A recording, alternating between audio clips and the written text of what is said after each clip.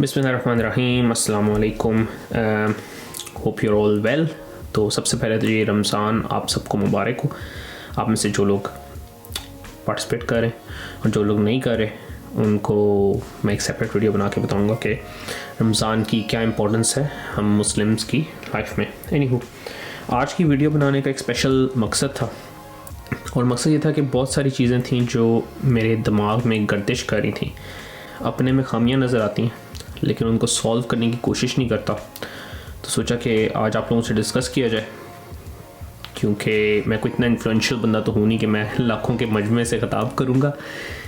तो जो मेरे 200-250 फॉलोअर्स हैं इस चैनल पे, सोचा उन्हीं से बातचीत की जाए और देखें कि उनका इस बारे में क्या ख्याल है। आई एम वेरी सॉरी अगर ये वीडियो थोड़ी सी लंबी हो जाए, क्योंकि मसले ही बहुत ज़्यादा हैं, लेकिन bear with me and please let me know what you think at the end. आज कल बल्कि हमारा पहला रोज़ा है, पाकिस्तान में एक दिन बाद होगा। तो हम लोग गए संडे को शॉपिंग करने, और शॉपिंग हम किस चीज़ की करने गए, हम लोग रमज़ान के लिए तैयारी या शॉपिंग करने गए।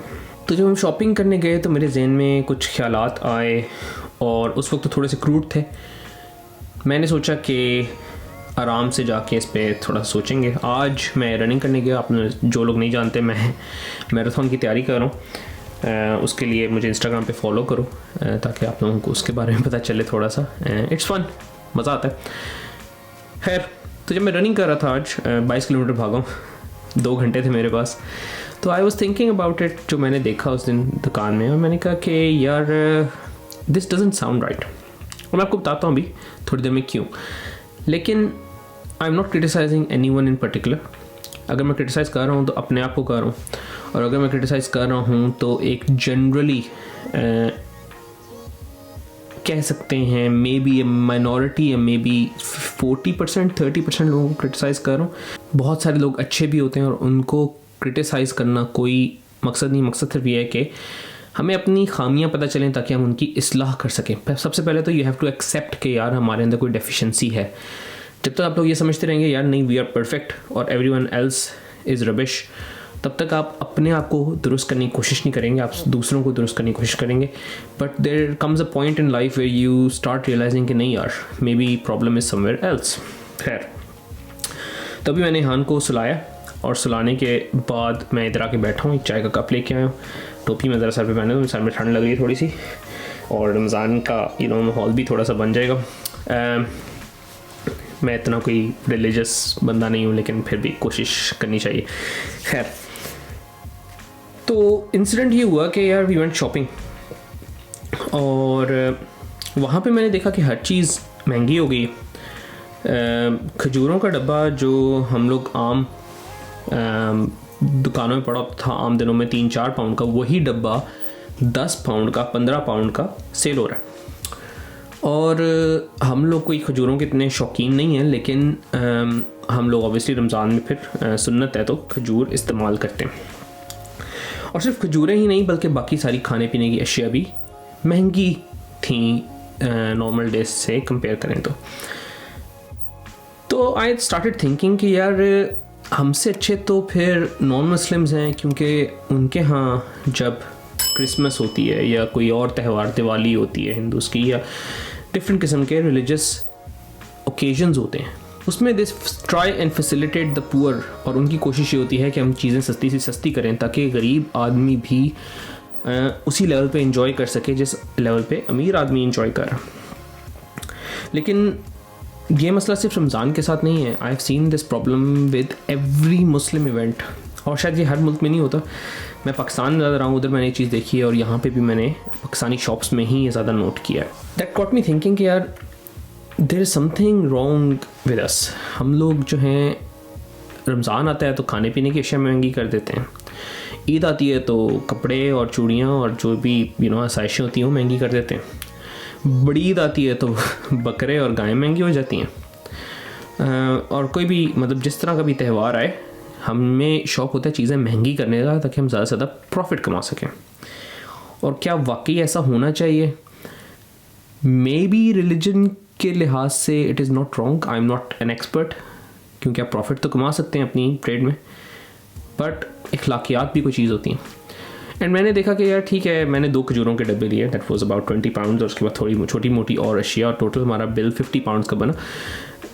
अल्लाह का बहुत करम है एंड कोई मसला नहीं था पेमेंट का। लेकिन आई वाज थिंकिंग कि यार ऐसे लोग भी तो हैं जिनका गुजारा मुश्किल से होता है, एंड वेयर वुड दे गो, वो क्या करेंगे, वो मतलब कम खजूरें खाएंगे या इन्फीरियर क्वालिटी की खजूरें खाएंगे या नहीं खाएंगे, I don't know, because to be very honest I don't go looking out for poor people and trying to feed them food, and that is probably not great, लेकिन this is something that we all have in common, और जब तक हम इन चीज़ों को accept नहीं करेंगे हम लोग इन चीज़ों को सही करने की कोशिश नहीं कर सकेंगे। तो अभी मेरे जहन में ये कश्मकश चल ही रही थी। I started thinking कि यार why do we need to prepare for Ramzan, क्योंकि देखा जाए रमज़ान के महीने में असूलन अगर देखा जाए तो आपने पूरा दिन भूखा रहना है, तो आपको कम खाना चाहिए, और आपने ज़्यादातर टाइम अपना इबादत में सर्व करना है, तो आपको कम खाने पीने की अशिया की ज़रूरत होनी चाहिए, और आपने इवन काम पे कम टाइम स्पेंड करना है, तो यू नो आपको प्रेपरेशन की ज़रूरत क्यों होती है। और उसका आंसर सिर्फ एक है, और उसका आंसर सिंपल सा ये है कि ओवर द ईयर्स हमने रमज़ान को भी कमर्शलाइज़ कर दिया। हम लोग समझते हैं कि जब तक हम इफ़्तार पार्टीज़ नहीं करेंगे या इफ़्तार बुफ़ेज़ नहीं करेंगे, या अब तो सहरी बुफ़ेज़ का भी दौर शुरू हो गया है, वो सब कुछ नहीं करेंगे तब तक रमज़ान नहीं है। मुझे वो ज़माना भी याद है, हम छोटे होते थे तो हम लोग तो खैर अम्मा जान हमें हमेशा पराठा बना के देती थी सुबह, लेकिन हमारे वालिद साहब जो थे वो आम रोटी और सालन खा के सहरी कर लेते थे। तो जहाँ रोटी चलती थी वहाँ पराठे चल रहे हैं, जहाँ पानी होता था वहाँ बे milk shake, 7 up, Pepsi, Rooh Afza, पता नहीं और क्या, और जहाँ सिंपल चावल होते थे वहाँ समोसा, पकौड़ा, दही बड़े, हर किस्म की चीज़। और ये मैं सिर्फ लोगों को क्रिटिसाइज में, I am just talking about me, my self and my family. हम लोग सब के सब ये जानते हैं कि किसी भी इफ़्तार पार्टी में, किसी भी इफ़्तार बुफ़े में या सहरी बुफ़े में आपको खाने पीने का वो मज़ा नहीं आता जो आपको अपने घर में, स्पेशली अपनी माँ के हाथ के खाने का आता है। But still we indulge in these things. हमें एक सोशल प्रेशर फील होता है कि भाई फ़लाना बंदा इफ़्तार पार्टी कर रहा है तो हमने भी इफ़्तार पार्टी करनी है। आप दूसरे घर जाके दूसरों के सामने रिलैक्स होकर खुल के नहीं खा सकते। सेम इज़ विद सहरी बुफेज़। आप कहते हैं कि भाई हर कोई कर रहा है तो मैंने भी करनी है।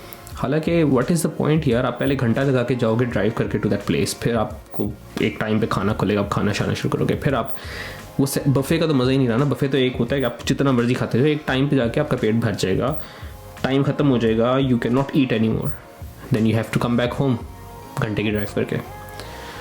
तो I seriously don't get the point कि हम किस जगह पे we made the mistake of changing Ramzan from a very very simple, humble, self reflecting month जिसमें आप अपने आप का जायज़ा करके अपनी खामियों को दूर करने की कोशिश करते हैं, and we completely commercialized it. It's all about extravagant food.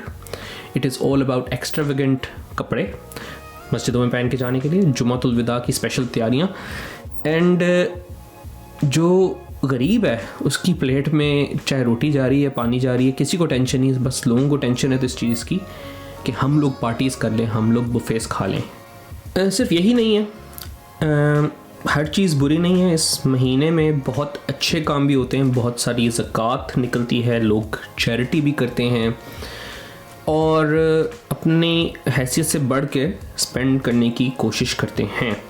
अब वो स्पेंडिंग आप एक्स्ट्रावेगेंट काम में कर रहे हैं या आप वो स्पेंडिंग कर रहे हैं किसी अच्छे काम के लिए, दैट्स डिफरेंट मसरफ़ हैं, बट स्पेंडिंग तो हो रही है। वेलफेयर वर्क होता है, डिफरेंट चैरिटीज़ को ऑपरेट करने का मौका मिलता है, लेकिन कुछ लोग होते हैं जो कंजूस से कंजूस होते जाते हैं। अगेन मैं ये कहूँगा यहाँ पे कि आई am not talking about general public, I am just talking about may be a few minority. आप लोग ज़्यादा बेहतर जज हैं कि जो बातें मैं कर रहा हूँ ये किस हद तक और कितने लोगों के लिए दुरुस्त हैं। तो वही बात हो रही थी कि इफ्तार पार्टीज़ की वो तो कर लेंगे, दिल स्पेंड मिलियंस ऑन इट. मतलब I know people who have spend लाखों रुपया सिर्फ इफ्तारियों और सहरियों की पार्टीज़ करने में. उनके अपने घर में कोई आया, कोई मासी, कोई शेफ़, कोई गार्डनर ऐसा होगा जिसके घर में या तो बीमार बच्चा है जिसकी वो दवाइयाँ नहीं ले सकता, जिसके पास पैसे नहीं है, जो कर्ज़ों में डूबा हुआ है. वही लाखों रुपया अगर आप उस बंदे को दे दें तो उसके बच्चे का इलाज हो सकता है, उसके घर में राशन आ सकता है. पर उस वक्त उनकी मेंटालिटी होती है कि हम इसको तनख्वाह तो देते हैं, चलो थोड़ा सा ऊपर से और दे देते हैं, लेकिन पैसा नहीं देना इसको इतना ज़्यादा. जिस चीज़ का शायद एक गरीब आदमी को फ़ायदा भी हो. जितने लोगों को अपने पार्टीज में बुलाना है वो अपने घरों में भी इफ्तारी कर रहे हैं. तो why just waste so much money? Why don't give that specific amount of money or food to someone poor जो उसको enjoy कर सके दिल से खुश होके. और maybe I'm not saying, obviously it's not my part to judge, maybe अल्लाह ताला भी आपकी इस एफर्ट को देखे तो खुश हो कि कुर्बानी दे रहा है मेरा बंदा. और बात यहाँ पे ख़त्म नहीं होती यार, बात इससे कहीं ज़्यादा आगे जाती है. एक तो है ना कि आप किसी गरीब को खाना नहीं दे रहे, एक होता है आप एक गरीब के सामने खाना वेस्ट कर रहे हो. आपकी पार्टीज़ जितनी भी होंगी उसमें नहीं सबसे सारा खाना खाया जाता और वो पैकेटों में बंद करके या तो फेंक दिया जाता है. होटल के मुलाजिम शायद थोड़ा बहुत खा लें लेकिन मालिकान तो नहीं खाएंगे और वो खाना फिर वेस्ट होता है. और वही गरीब लोग, क्योंकि अब सहरी का टाइम तो ख़त्म हो गया ना, तो वो खाना तो नहीं खा सकते, तो वो उसको खड़े होकर देखते रहते हैं. और गर्मियों में खाना ख़राब हो जाता है फ्रिज में नहीं रखोगे तो, और फ्रिज में रखने की कॉस्ट इज़ टू मच, तो लोग फ्रिज में नहीं रखते. और इसी तरह अपनी पार्टीज़ में और अपनी कमर्शियल इंटरेस्ट में हम लोगों ने मेरे ख्याल में रमज़ान की रूह को भुला दिया. It is about simplicity, it is about helping others, it is about welfare, social welfare, not personal welfare. और इस चीज़ के ऊपर बहुत सारे लोग बात करने को तैयार ही नहीं होते और अपने फॉल्ट को एक्सेप्ट नहीं करते, मुझ समेत. I am very sorry to say. और मना कहीं नहीं है यार, दिस ऑल ऑफ दिस ठीक है. आप किसी की दावत करना चाहते हैं, आपको कौन रोक रहा है, लेकिन ये भी सोचें कि जिसकी आप दावत कर रहे हैं क्या उसको खाने को नहीं मिलता, और जिनको खाने को नहीं मिलता अगर उनकी दावत करते हैं तो शायद मुआशरे के लिए ज़्यादा बेहतर हो. एंड देन आज भागते हुए जब मैं मज़ीद सोचना शुरू हुआ, जो अपने बचपन में मैंने चीज़ें विटनेस की, तो मेरे जहन में ख्याल आया कि यार this is not the only thing, खाना पीना is not the only thing. आप ने एक ऐसी सोसाइटी क्रिएट कर दी है जहाँ पे you feel no shame in asking someone about यार तुमने रोज़ा रखा है कि नहीं रखा. हालांकि रोज़ा जो है वो कोई आदमी आपके लिए तो नहीं रख रहा, और अगर किसी ने नहीं भी रखा आपसे कहते हाँ रखा है, आपके सामने नहीं खाए पिएगा, तो क्या वो अच्छा हो गया? झूठ तो बोला ना, इतना बड़ा गुनाह कर लिया. और अगर किसी ने रखा भी है और उसको किसी वजह से खोलना पड़ जाता है तो मजबूरी है उसकी भाई. It is not between you and him, it is between him and his Allah. और उसके दिल में क्या बात है, उसकी क्या मजबूरी है, शायद अल्लाह आपसे बेहतर जानता है. किसी के बैकग्राउंड में क्या हालात चल रहे हैं, उसको क्या बीमारी है या कोई और उसकी मजबूरी है जिसकी वजह से वो रोज़ा नहीं रख सका. You can not be the जज ऑफ दैट पर्सन. और at the end of the day अहमाल जो होते हैं उनका स्वाब आपको नीयत के हिसाब से मिलना होता है. उसका स्वाब इस बेसिस पे नहीं मिलना होता कि मिस्टर XYZ आपके बारे में क्या सोच रहे. तो ये जो चीज़ है ना, अपने बच्चों के सामने और बड़ों के सामने जाके और अपने रोज़े कंपेयर करने की, वो आज तो बहुत मुश्किल था और आज तो बड़ा अच्छा था, और छोटे छोटे बच्चे हैं उनके दरमियान में कंपटीशन चल रहा है कि कौन पहले रोज़ा रख लेता है. ठीक है, थोड़ी सी इंकरेजमेंट होनी चाहिए, लेकिन do not make it a competition. उनको ये चीज़ ना दिखाएं कि भाई अगर आप रोज़ा रख लेते हो तो आप दुनिया के सबसे अच्छे इंसान हो, चाहे आप नमाज़ पढ़ते हो नहीं पढ़ते. मैंने अक्सर औकात देखा ऐसे लोग जो कि मतलब आम दिनों में शायद दिन में 5 में से 1 नमाज भी नहीं पढ़ते होंगे, वो सबसे ज़्यादा जो हैं आगे होके बढ़ चढ़ के लोगों को क्रिटिसाइज़ करते हैं रोज़ा ना रखने पे. And I'm no one to say anything about them, and they shouldn't have anything to say about others. Do not judge people. Allah is the best judge. और रोज़ा भी रखा अल्लाह के लिए जाता है. फिर आ जाते हैं अभी 1-2 दिन में जब रमज़ान शुरू होगा तो क्या सीन्स सड़कों पे नज़र आते हैं. तो it is about humility, it is about respect, it is about worship.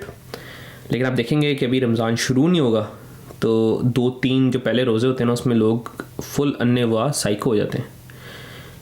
भूख लगी होती है, गुस्सा भी आ रहा होता है, तो किसी ना किसी से निकालना है तो जो सबसे हल्का आदमी सामने नज़र आता है उस पर गुस्सा निकालते हैं। और ये मेरी आंखों के सामने हुआ है। एक दफ़ा हम बस ड्राइवर मेरे जा रहे थे, एक बाइक वाले ने उनको शायद गलत ओवरटेक कर दिया, तो उन्होंने मतलब निकल के उसके ऊपर हाथ ही चलाना शुरू कर दिया। एंड वी आर लाइक, हौसला करें, मैं नाम नहीं लूँगा, what is wrong with you. मतलब अगर आपके हाथ से एक और मुसलमान महफूज नहीं है तो आप कहते हैं कि आपने रोज़ा रखा हुआ है और आप जाके दूसरों को मार पीट रहे हैं। ऐसे हो जाता है, मतलब it is part of, it is normal biology. Basically होता ही है कि जब आप इतनी ज़्यादा देर भूखे रहते हैं आपकी बॉडी के अंदर केमिकल्स बनते हैं which can make you irritable, ठीक है, तो आप जल्दी इरिटेट हो जाते हैं, गुस्सा भी आता है। और इसके लिए एक कॉमन टर्म यहाँ पे यूज़ होती है, इसको हैंग्री कहा जाता है, हंग्री एंड एंग्री। तो उसमें होता है कि वो कहते हैं कि आप कुछ खा पी लें तो आपका मीटर डाउन हो जाता है, लेकिन रोज़े में आप नहीं खा सकते, तो थोड़ा सा अल्लाह अल्लाह किया करें और ये भी सोचा करें कि कल को अल्लाह के सामने भी जाना है और फिर इस सब काम का हिसाब होना है। तो बस थोड़ा सा काम रहने की कोशिश करें, यही कहूँगा आपको। और दूसरी चीज़ जो नज़र आती है वो ये कि लोग काम पे लेट आना शुरू हो जाते हैं। सुबह जी सहरी के बाद आई ओवर स्लेप्ट भी, या थक गया हूँ मैं घर जा रहा हूँ, तो भाई अगर आपने रोज़े के बहाने हराम की कमाई करनी है तो again it is worth a think कि आप सही काम कर रहे हो। Is this what Ramzan was about, कि आप एक नेक काम करो लेकिन उसके बदले आप और 4 हराम के काम कर लो। ना सिर्फ ये होता है बल्कि सुस्ती में या काहली में जी दफ्तर पहुंचेंगे तो जाके काम करने का दिल नहीं करेगा, बैठे रहेंगे टेबल के ऊपर, कुर्सी के ऊपर।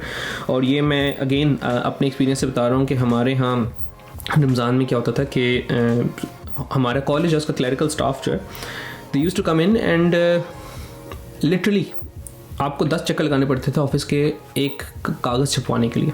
तो आप खुद सोच लो कि क्या सूरत हाल होती है। सरकारी दफ्तरों में तो हालात और भी ख़राब हैं। तो भाई लेट्स मूव ऑन। और रमज़ान का जिक्र हो और तरावी का जिक्र ना हो तो ये बहुत ज़्यादा गैर मामूली सी बात होगी। एनीवेज, तरावी आजकल पता नहीं क्या होता है, क्योंकि ऑब्वियसली पाकिस्तान में कोरोना बहुत ज़्यादा फैला हुआ है, तो मस्जिदों में सेफ़ है कि नहीं, आई am not gonna go into that debate. यहाँ पे तो मस्जिदें बंद थी जब कोरोना ज़्यादा हो गया था, और जब खुलती भी हैं तो काफ़ी गैप से आपको नमाज़ पढ़नी होती। लेकिन खैर तरावियों का सीन ये होता है कि विदाउट गेटिंग इनटू बहस के कितनी फ़र्ज़ हैं कितनी नहीं है। सबसे पहले तो ये आप जाते हैं, आप तरावी पढ़ते हैं, लेकिन एक स्पेसिफिक लॉट होती है पीछे करके ना बच्चों की जो कहके लगा रहे हैं, जिनकी डिस्कशंस चल रही हैं, आज एकेडमी में क्या हुआ, स्कूल में क्या हुआ, आज कितने गोल किए हैं और किसने कितने विकटें लिए। और वो जैसे ही इमाम साहब जो है रुकू में जाने लगते हैं तो फ़ौरन जो है अल्लाह अकबर हाथ बांध के जमात ज्वाइन होती है, और उसके बाद जैसे ही सलाम फेरते हैं तो उठ के दोबारा डिस्कशन चलना शुरू होती है। अपनी नमाज जो है सही तरह नहीं पढ़ रहे, लेकिन वो दूसरों की नमाज को भी डिस्टर्ब कर रहे हैं, which is probably a bigger sin, I don't know. और उसकी रीज़न क्या है? उसकी रीज़न ये है कि हम लोगों ने अपनी यूथ में एंड एज अ रिज़ल्ट अपने बड़ों में एक सूडो किस्म का कॉन्सेप्ट बना दिया है कि भाई अगर आपने 20 तरावी पढ़ ली ना तो आप पूरी सोसाइटी के बेहतरीन आदमियों में से एक हैं। तो होता ही है कि जैसे ही रमज़ान आता है सारे 20 तरावियाँ पढ़ने के लिए मस्जिद में खचाखच भर जाते हैं। और वो तरावी में क्या हो रहा है नो नोज़, घर वालिदैन तो या तो घर बैठे हैं या वो अगली सफ़ में, उनको क्या पता पीछे क्या चल रहा है। 30 सिपारे पूरे होते हैं कुरान के, तो मस्जिदों में सन्नाटा हो जाता है। जैसे पहले मस्जिदें भरी होती हैं, किसी को खड़े होने की जगह नहीं मिलती, अगले दिन 1 या 2 सफ़ में नमाज़ें चल रही हैं। हालांकि with the passage of time specially आखिरी अशरे में फ़ज़ाइल ज़्यादा हैं, तो आपको शब कदर भी ढूंढनी है उसमें और सवाब कमाना है, दोज़ख से निजात हासिल करनी। And people are busy Eid shopping, या सो रहे हैं घर में, या वही ख़रीदारी हो रही है, या सैर सपाटे हो रहे हैं, या अपने वेकेशंस प्लान हो रहे हैं। तो बात करने का मकसद ये नहीं है कि आपको ये सब कुछ नहीं करना चाहिए। बात करने का सिर्फ मकसद ये है कि भाई डोंट क्रिएट फॉल्स इंप्रेशन कि भाई आप तरावी पढ़ लो तो बाकी सब कुछ जो है ना मल्टीप्लाई बाय 0। दूसरों का ख्याल करें, और जो वाकई तरावी पढ़ने गए उनका भी ख्याल करें। और अगर आप लोगों ने फ़ुटबॉल या क्रिकेट ही डिस्कस करना है तो भाई किसी साइड पे, दुकान पे, फुटपाथ पे बैठ के डिस्कस कर लो। और फोर्सफुली या मार पीट के अगर आप अपने बच्चों को मस्जिद में लेके जाएंगे ना, तो वो मस्जिद तो चले जाएंगे आपके साथ, लेकिन वो क्या कर रहे होंगे वो फिर अल्लाह ही जानता है। और अब इस टॉक का एंड मैं करूँगा ईद के ऊपर। बहुत सारी बीच में बातें और भी जहन में आई, लेकिन I don't want to prolong this too much. मैंने कहा जो चीता बातें हैं आपसे कर ली जाएँ, and I leave you as a decision maker. Eid पे क्या होता है जी, ईद खुशी का दिन है, सबने खुशी मनानी, लेकिन हमारी लेज़ीनेस की हद ये है कि वो जो ईद पे सदका फ़ितर देना होता है, जैसे कंपलसरी मनी आपने देनी है किसी गरीब को, वो हम जब ईद की नमाज़ पढ़ने जा रहे होते हैं ना, तब जाके वो गरीब जो रास्ते में बैठे होते हैं उनको पकड़ा देते हैं। तो सदका फ़ितर का मकसद ये है एक किस्म का कि गरीब जो हैं वो आपकी खुशी में शामिल हो सकें, और वो भी थोड़े अच्छे कपड़े पहन लें, या उनके घर का कारोबार थोड़ा सा चल जाए। And if you are gonna do that कि भाई आप ईद वाले दिन जाके उनको पैसे दे रहे हैं, तो ईद वाले दिन उनकी क्या शॉपिंग करनी। ना सिर्फ ये, बल्कि हम लोगों ने अगेन अपनी यूथ को या अपने बच्चों को इतना ज़्यादा सूडो कल्चर्स में डाल दिया। ईद के जी गिफ्ट चल रहे हैं, या ईद की ईदी चल रही है, और जितने बड़े घर का बच्चा होगा उतनी ज़्यादा उसको ईदी मिलेगी। मतलब एक बच्चा उसको 100 रुपये की ईदी मिल रही है जो एक लोअर सोशो इकोनॉमिक क्लास में बिलोंग करता है, और एक very high socio economic class में जिसमें 10,000, 15,000, 20,000 ईदी चल रही है। तो बच्चे वो एक्सपेक्ट करना शुरू करते हैं, भाई बच्चे किसी के घर जाएंगे, उनको अगर 200 रुपये की ईदी मिलेगी, दे विल इग्नोर इट। इसी तरह जो कम कमाने वाले बच्चे हैं, वो जब किसी घर में जाएंगे, उनको अगर कोई 1,000, 2,000, 3,000 पकड़ा देगा, तो उसके पेरेंट्स विल फील बर्डन्ड, भाई कि इतने ज़्यादा पैसे आप हमें दे रहे हैं। तो हेल्प करनी चाहिए, जैसे मेरी इस पूरी टॉक का मकसद ये था कि आप हेल्प करें, लेकिन there are other ways to help others. ये नहीं कि आपने ईदी ही देनी है, क्योंकि फिर किसी को बर्डन नहीं फील होना चाहिए।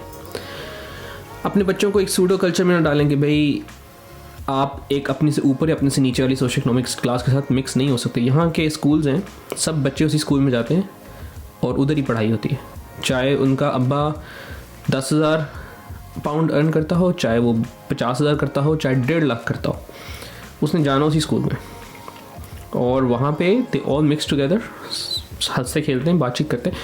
And this is how your society becomes a compact ball. आपके बच्चे मिलेंगे तो यूथ में जाके वो एक दूसरे से मिलेंगे, और बड़े होंगे ऑफिस में जाएंगे तब एक दूसरे से मिलेंगे। और अगर आप इतना ज़्यादा गैप क्रिएट कर देंगे between different social economic classes, तो वो गैप आपको रिफ्लेक्ट होता हुआ नज़र आएगा। एक मिडिल क्लास बंदे को शायद ना पता हो कि एक लोअर इनकम क्लास के बंदे की क्या हार्डशिप्स हैं, या एक लोअर क्लास बंदे को ये ना पता हो कि एक हायर क्लास जो बंदा है उसने क्या एफर्ट किए तो हायर क्लास में पहुंचा है। यहाँ पे it is highly encouraged, even जो बहुत ज़्यादा वेल अर्न फैमिलीज़ के बंदे होते हैं उनको कहा जाता है, उनके बच्चों को कहा जाता है कि आप जाके सुपर मार्केट्स में काम करें।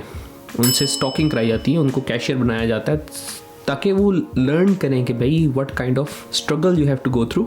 यहाँ पे बात का इख्तिताम करूँगा।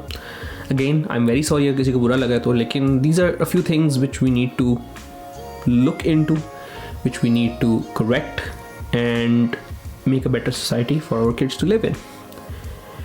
इसी के साथ इजाज़त दीजिए। अगर सब्सक्राइब नहीं किया तो कर लो, अगर अच्छी नहीं लगी वीडियो तो क्या कर सकते हैं। टेक केयर, अल्लाह हाफिज़, अच्छा सा रमज़ान गुजारो, एंड दोबारा बातचीत होती रहेगी।